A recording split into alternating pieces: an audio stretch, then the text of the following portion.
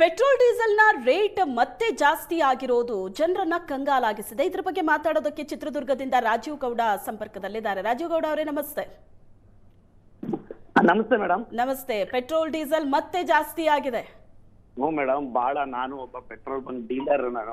Okay. ನಾನು dealer. ಬಹಳ ಕಷ್ಟ ಆಗಿದೆ, ನಮಗೂ ಸಪ್ಲೈ ಬರ್ತಿಲ್ಲ ಕ್ಲೀನಾಗೆ. ನಾನು ಒಬ್ಬ ಪೆಟ್ರೋಲ್ ಬಂಕ್ ಓನರು ಮಾತಾಡ್ತಾ ಇರೋದು. ಓಕೆ.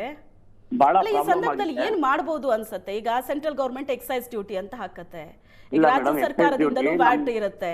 ಸೊ ಇದ್ರದ್ದು ಹೊರೆನೇ ಜಾಸ್ತಿ ಇರೋದ್ರಿಂದ ಒಂಚೂರು ಕಮ್ಮಿ ಮಾಡಿದ್ರೆ ಜನರಿಗೆ ಒಂದ್ ಸ್ವಲ್ಪ ರಿಲ್ಯಾಕ್ಸ್ ಆಗುತ್ತೆ. ಮೇಡಮ್, ಫಸ್ಟ್ ನಮ್ದು ರಷ್ಯಾದಿಂದ ಆಯಿಲ್ ಬರ್ತಿತ್ತು. ಓಕೆ. ರಷ್ಯಾದಿಂದ ಆಯಿಲ್ ಸ್ಟಾಪ್ ಆಗಿದೆ. ರಷ್ಯಾದಿಂದ ಆಯಿಲ್ ಸ್ಟಾಪ್ ಆಗಿದೆ. ಓಕೆ. ಅದರಿಂದ ನಮ್ಗೆ ಬಹಳ ಹೊಡೆತ ಆಗ್ತಾ ಇದೆ.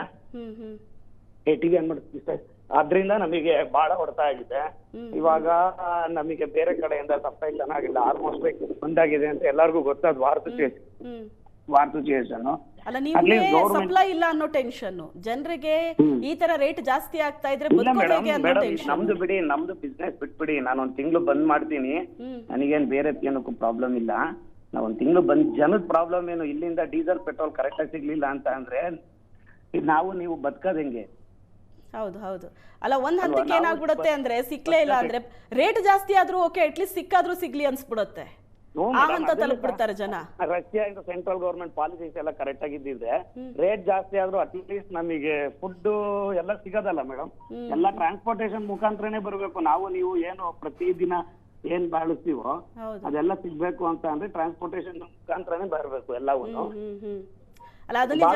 ಚಿನ್ನದ ರೇಟು ಹೆಚ್ಚು ಕಮ್ಮಿ ಆದ್ರೆ ಅದ್ರದ್ದು ಕತೆ ಬೇರೆ, ಅದು ಬೇರೆದ್ರ ಮೇಲೆ ಪರಿಣಾಮ ಅಷ್ಟಾಗಿ ಬೀರಲ್ಲ. ಬಟ್ ಪೆಟ್ರೋಲ್ ಡೀಸೆಲ್ ಜಾಸ್ತಿ ಆಗ್ಬಿಟ್ರೆ ಬೇರೆ ಎಲ್ಲಾ ವಲಯಗಳ ಮೇಲೆ ಅದ್ರ ಪರಿಣಾಮ ಬೀರುತ್ತೆ. Thank you so much Rajeev Gowda ಅವರೇ, ಥ್ಯಾಂಕ್ ಯು.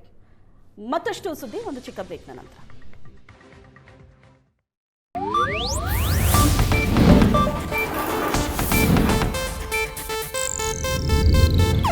ಇದು ಏಷ್ಯಾನೆಟ್ ನ್ಯೂಸ್ ನೆಟ್ವರ್ಕ್ ಪ್ರಸ್ತುತಿ.